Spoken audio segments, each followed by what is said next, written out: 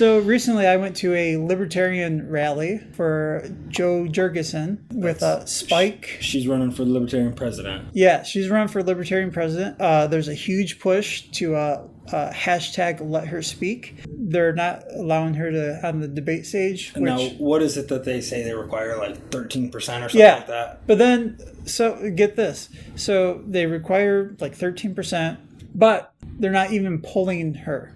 Right. In the equation. So there's no way she can even get that. Because they're not polling. They're not asking. Right. So... And I've had calls, and they never ask me about the third party. Is it Trump or Biden? Right. Trump or Biden. And back in 2016, Trump or Hillary, it's... Yeah. I should mention I am like a right-leaning libertarian. So to me, this is like a big deal.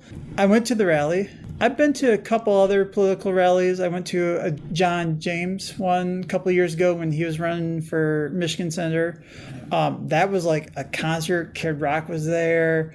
Donald Trump Jr. was there. It was like a party, big thing, thousands he throws people. Some pretty good events, John James says. This was at the Flint Water Treatment Plant. There's about 50 people there, and about 10 of them were carrying AR-15s and Hawaiian shirts and an armor. Now, let's touch on this. Does AR stand for assault rifle? AR does not stand for assault rifle. We got to clarify that. It stands for Armalite? Armalite, yeah. Yeah, Armalite. It does not stand for assault rifle. Just want to clarify for everybody, because I know a lot of people with this push for banning assault rifle, they hear AR, they automatically think, oh, that's an assault rifle. It was pretty interesting to see no actual security guards, just dudes walking around in Hawaiian shirts, carrying AR-15s around. But it was also super chill, super relaxed.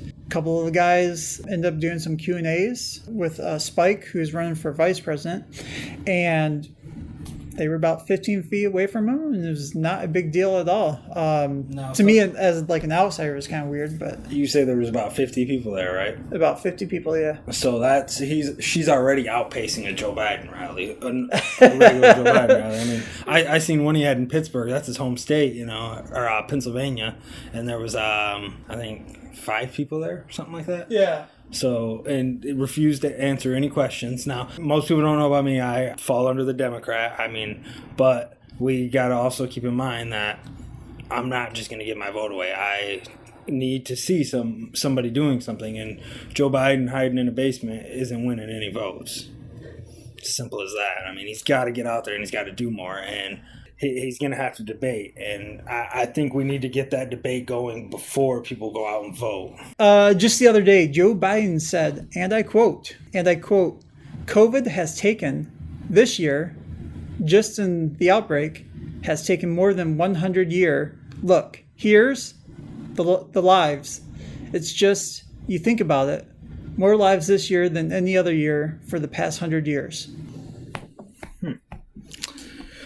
Wise words of Joe Biden. All right, oh my goodness. Yeah, and you can't even really dissect that because you don't even know what the hell he just said. I think what he's trying to say is that this is the worst pandemic in the past 100 years. Well, the Spanish flu was, 1918? So I guess 102 years, so he gets away with that one. It's just astonishing, really. The words that come out, like not being able to put together a coherent sentence. It's just... I was more for Tulsi Gabbard at that point. Oh, I was a Tulsi fan too. Yeah, we need somebody who's ready to, say it how it is. Somebody that doesn't have an industrial military complex. Oh, good luck with that. See how much they hate Trump already for that. Right. In Washington, it seems that's all we're getting anymore. We got to do something about that because it's tough. They're picking who the candidates are every 4 years. These are your candidates, and every 4 years we're having just crazy stuff happen in the world, and something's got to change. Something's got to give. When we want Jo Jorgensen to have a chance to get up there and speak, but you can't put her too close to Joe Biden or he might sniff her. So what are your options really at that point?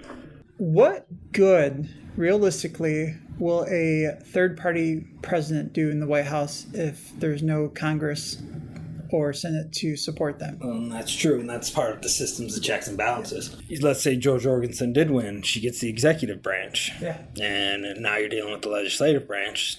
Right now, Congress is split up.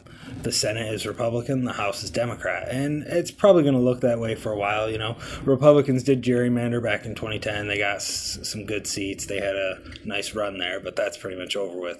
So you're probably going to be looking at a Republican-controlled Senate, and it'll go back and forth, but a Democrat House, that's what you're going to get. It would be tough for her to pass anything because she's basically going to get bullied. Like, if you want this, you're going to need this. And we seen Obama was able to push so many executive orders through, and, you know, Trump, he's pushing some through, but he's getting backlash every time he pushes something through. As soon as you need a bipartisan support, he's done. So every time Trump tried pushing the bill, all the Republicans, or most, would say yes. All the Democrats, or most, would say no.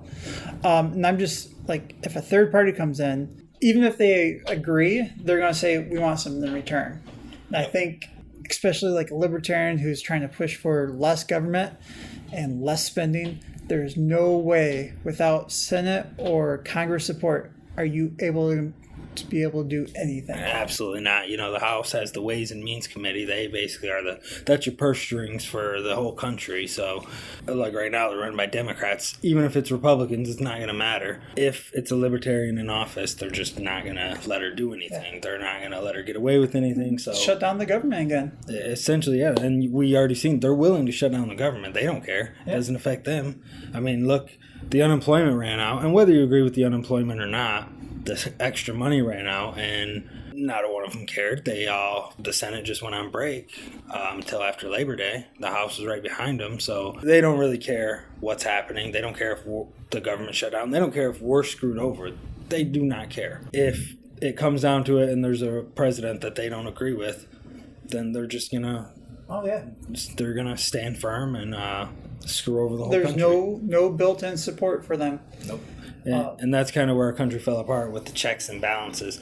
It's no longer a system of checks and balances. It's now a system of politicians that are deep-rooted in Washington, D.C., basically doing whatever they want and running amok, and there's nothing we can do about it. You know, the only thing a Democrat or Republican hate more than each other is someone else. They would rather lose to each other than a third-party candidate. They get all of us fired up against the other party, you know, so you go and vote in November, and you may not really like Trump or you may not really like Biden, but you're voting for him just because you really don't like the other guy that they're running against. Michelle Obama just said at the DNC convention, this is not the election to vote for third party. And that's what they're worried about. They're worried about losing a lot of votes to third party because that's what happened in 2016 because Bernie Sanders got screwed out of the election. So a lot of his supporters literally screwed out of the election. Yeah. Same thing happened this year. He got screwed out of it again. So a lot of his supporters weren't behind that. And now they're worried the same thing's going to happen. How do you think Kamala Harris got picked as the VP when she wasn't even like a top 5 candidate? If we're being honest, we know why she got picked. I mean, she's a woman of color. Yeah, she's something different too, and I really was hoping that she wasn't the pick for VP, but nothing you can really do about it. You just kind of gotta close your eyes when you go into the booth. And I actually thought she died politically during the Tulsi Gabbard thing. Yeah, Tulsi Gabbard really, she put her over the skewers like big time. Like that's why I said I like Tulsi Gabbard. She would have been a great VP pick because Tulsi would have brought in a lot of those middle of the pack voters. Oh yeah, because she's so moderate. She's a true moderate. God, but you say that, but then she pulled at like 3%. She like struggled to even get into the debates. I couldn't believe Pete Buttigieg did better than her. Like he came out of nowhere. Yeah. I mean, but it's a white guy in the Democrat Party. That's what's going to happen. I mean, you look at the last 5 people left in the Democrat Party. Who were they? Joe Biden, Bernie Sanders, Pete Buttigieg, Elizabeth Warren. I can't think of the last one, but we'll take the top 4 of the Republicans back in 2016. Ted Cruz, Marco Rubio, Ben Carson, and Donald Trump. Yeah. One of them was a white guy. Well, what's funny, too, is after Pete dropped out, Donald Trump was the youngest person running for election. Yeah, and he's in his 70s. Yeah. So it's Bernie Sanders like 78. Yeah, Bernie Sanders, he looks every bit of 78 too. He looks every bit of 90. Joe Biden's acting like he's in his mid-80s. Yeah, he's Joe Biden's thing is he's losing it. Like Bernie Sanders may be old, but he's still in touch. Yeah, no, he was still sharp. Did you see him on the Joe Rogan podcast? Yeah. Yeah, like he's sharp. He would talk for an hour, and at no point did he act like he didn't know what he was talking about. Right. Joe Biden is just really losing his grip on reality, and it's sad. It's not something I'm going to make fun of. He's losing his grip. They should not have put him up there like that. He should not have been the front runner in the Democrat Party. They had so many options, and like I said, Tulsi Gabbard was what they can't see it, but she's what they needed right now. A moderate, somebody who's a true moderate, because she can really bring those working class people, those socialists are really moving to the Democrat Party, but she can bring all those together, you know. She was everything you need in a candidate too, and they just kind of booted her out. She fought to the end. I think she was one of the last 3 left. Yeah. Just because she wouldn't go away. She drug Kamala Harris through the mud, and she needed it, you know. I mean, you look at her record on prosecutions and the things she used to say when she was a prosecutor. Oh my gosh. There's 1,900 marijuana convictions alone. Yep, and at the time, I'm pretty sure Arnold was her governor when she was prosecutor, right?